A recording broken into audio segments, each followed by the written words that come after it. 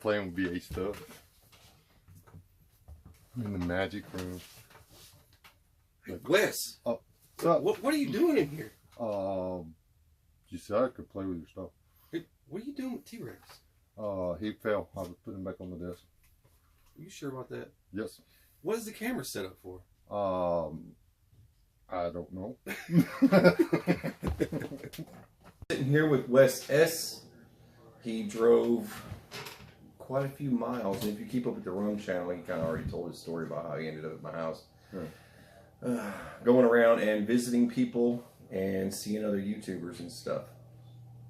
And the thing, I think the thing that, so I guess we're going to piggyback off of, there's so many channels right now, other folks talking about kind of the same stuff, but it's good. It is good. It's a lot of good information. And so I don't want to trample on other folks and their videos. So I was going to take the topic and add comments to another topic that connects to that topic. And we're going to go into bug out bags.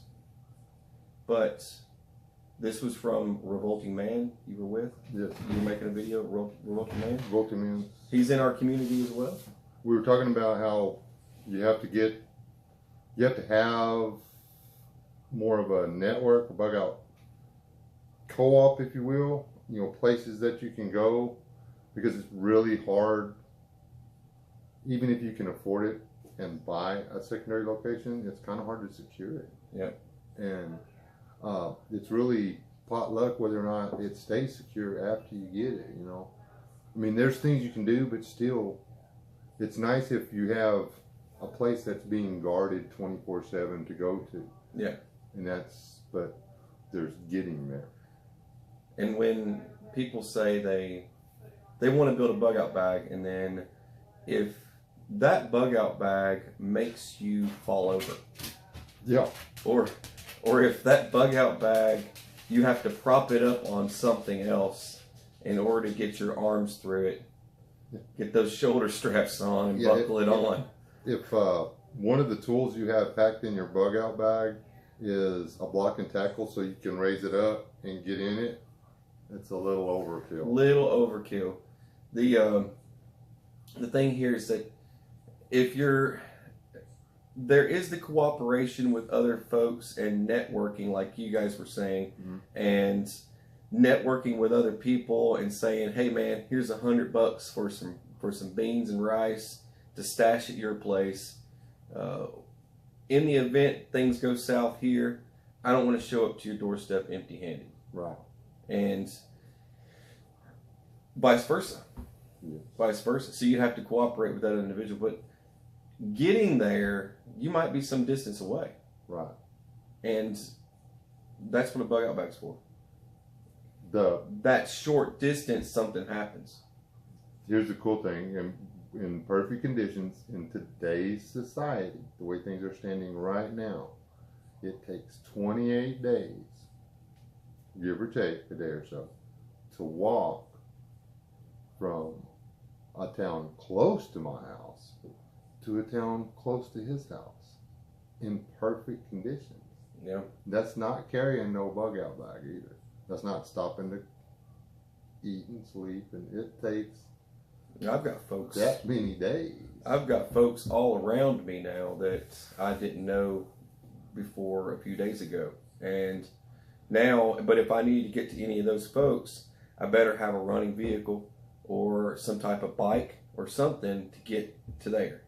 And if I don't, if something happens between here and there, and Psycho Billy's pull out of left field and take me out, and there goes my truck, my only vehicle, then what do I do next? Well, we're walking. We're walking, and you're not going to be able to carry your year or 2 years worth of groceries with you. So you need to have it where you're going established already in that other location, and make sure. And I think Pastor Joe Fox is going to probably talk about a lot of that with trust. I think he's going to talk about trust. Yeah, he said he was going to talk about trust and stuff like that. So that's something that's going to be pretty interesting. And if you don't follow Pastor Joe Fox, I suggest definitely doing that for sure. Sure. Viking Preparedness. Viking Preparedness. It's worth the dollar. I gotta say it to make sure. It's worth the legitimate dollar. It costs $1. Somebody out there like, who's that? And, but yeah, it's the thing is, like, you want to be a minimalist. You know, you'd want to be a minimalist. You wouldn't want to. I mean, what if I need to carry X amount of water or whatever? A standard fire kit, right? I mean, we've already established. We've got networks of folks, and this is going to go on for a while between the channels, but you got a network of folks. We've got that part figured out. Folks are helping one another back and forth. But then what about what happens between point A to point B? And do you really want to, this is where the topic's going, do you really want to carry 60 pounds, 50 pounds, I mean, heck, even 40 pounds? What'd you say your pack weighs now? 23. 23. I've got mine down to 25. And that's 23. I don't even know how I weigh. Yeah, minus water. Yeah. That's the deal. I got it to get to my, I have a point B 1.0. Yeah. Okay. That if I cannot stay at my bug-in location, it takes 20 pounds of water for me to walk to my next water source. Yeah. And the other thing that I have to keep in mind is I have kids. So I have to keep them with me, and they have to carry their own little backpacks. Yes. And they have their own little kits. So I'm not going to have enough stuff to support. You got to get your kids. If you got kids, you need kits for the kids. The kids need, you're not going to set items that's going to be beneficial to those individuals, and then the wife as well. The wife's going to need to have a kit. You got a wife, significant other, they need a kit. They need something that they can carry. It doesn't have to weigh 2 tons. It can weigh 15 pounds. 15 pounds will start to wear on you a little bit after a few miles. Well, I have a 8-pound pack or satchel that if I have to grab it and go out the back door with a gallon of water, I can make it. Yeah. But that's because I practice stuff a lot, which I should show more on my channel, but I don't. I can practice it or I can film it. You know, it's so I mean it you said this a million times too, it's skills. Yeah. The skills pay the bills. And what you know and what you bring with you also helps a lot. I mean, not having all the gear, if for some reason I roll out of the back of my truck somehow and I'm just me and that's it, then I'm going to have to make do with what I got. Yeah. Get out of here. Well, like we had visitors. People carry the big 55-gallon drum liners and stuff. Have you ever made the lean-to out of it? Can you make your tent out of that bag that you're carrying to make your emergency shelter? A lot of folks will say that's what they're going to do, but they haven't attempted it yet. Have you done it? It's not as easy as you would think, you know. And all these little items that go into the kit, if you're going to do a fire kit, you know, if you want a ferro rod, you don't have to have a ferro rod. You don't have to, that's added weight. Yeah. Ferro rod weighs a lot more than a big lighter. It does. And a big lighter can be modified and still start fires for the time period that you need it to, because you're just going from here to here. You just need to get there. You know, so that is an option to reduce weight. Something to start fires with does not have to weigh 10 pounds. And then something for, there's so many lightweight foods out there. I'm not saying grab all the canned foods out of the shelf, but you could spend, you know, what, $4 and get some really lightweight food. It's like about $4 or $5 and get you some really lightweight food just for yourself to last that one trip. And water filtration, they make super duper Sawyers, they make like super lightweight, all kinds of stuff. So you can go through your kit. Do you really think you're going to stop to go fishing if you just need to get to homeboy's house? If you're just going to homeboy's house, point A to point B, then are you going to stop for a fishing trip? I mean, you could start Xing things out of your... My kit, my bug out bag has a very minimalist fishing kit in it. Yeah. It's hooks and 20 weights. That's it. Yeah. I used to have an assortment of weights and more hooks. Then I realized you're carrying 2 pounds of fishing gear, and you're planning. I mean, your only real intent is to use that if you run out of food. So, if you run out of a food and you're still in a situation where you needed to carry 200 hooks and 200 lead sinkers, chances are you should just have brought a shovel with you. Yeah. And the one main thing that I say the fishing thing for is because what if you're not even in an area that has fishing at all? See, that wouldn't even fit into the equation at all. Where is the nearest creek, lake, stream, river? Is it near you or not? If not, then why are we bringing it? You know, or you can acquire stuff at any lake. If you do find a lake, start checking the banks, and you'll start finding hooks and someone else's line. Yeah, someone else's bobbers. That's all around the lake. All you gotta do is walk around it for a few minutes. And there's stuff there. Now mine, I'm gonna justify mine deal. My point B101 or whatever is a life creek that has. Yeah, you do have places to fish. Yeah, if you better to have it than not. And that way, you know, if I eat my last granola bar and my last bag of tuna, which I've modified my bag again from canned to those little pouches, because now you can get the pouches with oil in there. Yeah. Check when you buy something for your bug out bag. Don't ooh, I really like this chunky light tuna in water.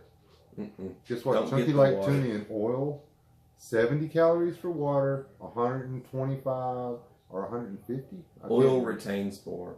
And you'll get the tool in one pouch. And you can use the oil. And you can use the oil. Yeah, you can use the oil. Use the oil. It's like super better for you. It really is. It boils down to weight. I figured that out. That little deal I did when I jumped to San Antonio. All you people planning on carrying all that extra bullets with you? It's heavy. They get heavy. That's another thing that I wanted to talk about was just with the kit alone. We've kind of hashed out. We can lighten the load, and this is kind of how you would do it. Is do you really need that much of it? And then that's how you build a minimalist kit and get a smaller pack. You know. You don't need like a full scale 50 liter pack. For some cases, you could get something a little bit smaller. And that's one option. And then the other thing, you're just going from point A to point B, right? Could be a few miles, a couple of hours, maybe 2 days. But in 2 days' time, do you have enough to eat for 2 days? So you got to calculate that. So I'm not telling everyone out there, just get one meal. You know, it's your scenario. It's your situation. How far away are you going from here to here? If it's going to take you longer than most folks, and you can calculate how many calories you go through in that much time and all that walking. So that's when you need to calculate more food. So I'm not telling anyone out there to downgrade just because. The other thing is I have to keep in count is for myself, prior service, I have body armor and I have plate carrier and things, and I don't think I'm going to leave my plate carrier in the event that I need that. We don't know what's happened, right? So it's there. Now, if we're talking like a thunderstorm or something like that, something like a tornado or something like that's happened, thunderstorms or whatever, but that's a different kind of situation. So, but if it's something else, then I'm going to be wearing that as well. So that's added weight to my body. So my pack needs to be lighter to match and balance that of said maybe 50 pounds. Because you're counting rifle, ammunition. You start adding it all up, it starts to get pretty heavy. And then we start going into our other conversation that we wanted to talk about was the guy's been there a while. Oh, yeah. Remember that? Yeah. We've been here a while just chatting, so different scenarios we've been throwing back and forth. But what the guy who I think he's doing over there, Do you want to go into that? I think it couldn't hurt none because it's going to keep a lot of people getting shot right in the butt. There you go. Cool. I'll let you take it. What if you're thinking I'm just going to go into this area and I'm going to get me a spot? There's a lot of people that live there for a long time, and they've been eyeballing that spot too. I think Dashout, I want to say real quick, just another little shout to somebody else. Dashout's a great channel. Go check him out. And don't forget, just in case you don't watch any further, you should subscribe to Wes S. And but Dashout brought up this added. Don't throw knives at me. I'm just playing with them. Sorry, I ran out of candy. But Dashout was in a live feed with the two of us, and he brought up a good point. He was scouting other locations that are completely vacant that were on the market, and he wants to take note of it. He's interested in them. He wants to buy them, but no one lives there. Wow. So this falls in the same equation. And I said, don't forget about the people that are still there. That are still there, yeah. They're eyeballing that house too.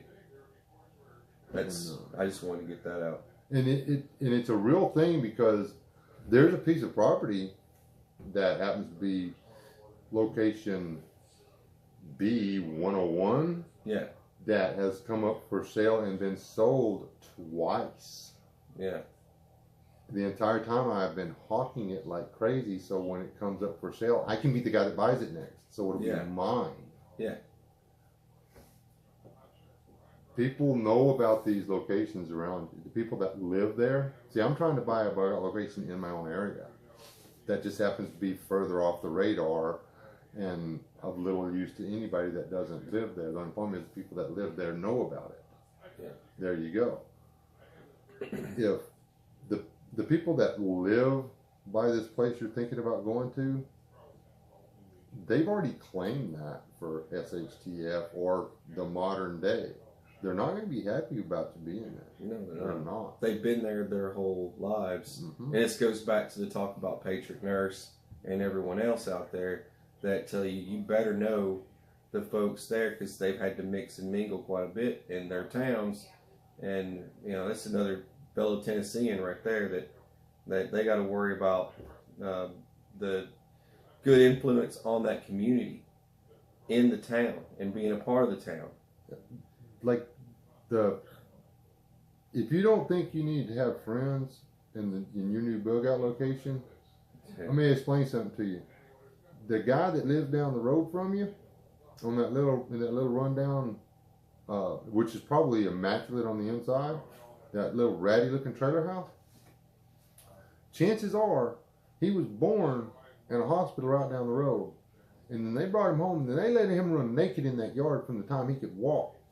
He learned to run, hunt, jump, catch squirrels with his teeth on them 2,000 acres surrounding his property, or his little trailer house. And he knows every rock. If you think you can keep him from sneaking up on you and putting a bullet in the back of your head to take your stuff, guess again. And then Jerry Maguire from the city or whatever comes rolling in and buys that lot, and they ain't happy. They ain't gonna be happy. Ma, you said I could have that house. You know, it's because I think that's from, you know, like the city slickers and stuff like that. You know, because of that talk. You think you're gonna run around here, boy? I got a shotgun and we'll fix you. We'll fix you real quick. Send you packing. It's a whole different world. And you think you're gonna bug out? Yeah. Mrs. is awful fond of calling me a hillbilly, which I wear the title with pride. We are a distinct breed, and there are rules. Yeah, definitely. There are rules. They're good rules. They're rules that you can build a tribe and a community around. For starters, you put your hand out, you shake my hand, you get to know me. You know who each other are. You go to church together. You become friends. Yep. That's it. That's the way you do it. You don't kick my dog. I don't kick your dog. Your dog bites my dog's allowed to bite back. It's simple rules. You know, pretty much. That's it. They're good rules. But everybody's got to agree to them. And you can't expect people to just give up something they've been dreaming about their entire life and be okay with you coming in there because you've got more money and buying it out. Yeah. You know, you really can't. You can't blame them. Some folks lose the land too for deaths in the family. Deaths in the family. Can't catch the mortgage, or you know, property tax that can't afford to pay. We're all griping about the government, you know, taxing us to death, this, that, and everything else. And that piece of property you got on the down cheap from some realtor was taken away from the family that's been on it. And they still feel like they own it. Yeah. And I mean, you got to deal with that too. You know, it's a rough thing. And this goes back to bug out locations too. Another topic that's probably going to get talked about quite a bit on YouTube now is that bug out locations and people who think they're just going to go bug out. And that's I know a place in the woods. Well, one of these days, you know, in those woods, when you do get there, you may run up into something. Mm-hmm. And that something could be people that have lived there their whole lives, and you have no idea they were ever there. Mm-hmm. You're not going to know that. You're walking through a really nice wooded area. You come out into a meadow. You don't realize what's happening until you get to the other side. And your faded blue jeans are a yellowish green color. And you turn around and you look back. And you realize you need to skid out of there real quick. Because all them plants got 5 leaves. Yep. It's time to go. Mm-hmm. You don't stick around to pick. Mm-hmm. And you don't leave no tracks. We have that in the mountains. All around me here in the mountains, there's a lot of Vietnam vets that grow unusual items up there. Mm-hmm. Not going to say what it is, but unusual items up in those areas. And if you're tracking anywhere near that, you are toast. And especially that is their salad. And especially if stuff's gone sideways, it's going to get ugly. You talk about cash crop now. Yeah.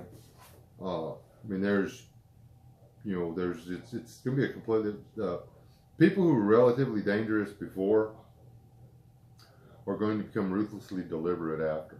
Yeah, definitely. I'm going to be scared to death every soccer mom I see. What's mine is mine and what's yours is mine. Yeah. Kind of attitude's going to come out. It's going to be real big. If I can take it, I own it. That's going to be a big one. I'm not going to risk losing it. It's going to be another one. Yeah. You know, there's going to be a lot of good people that get dropped because people just don't want to risk it.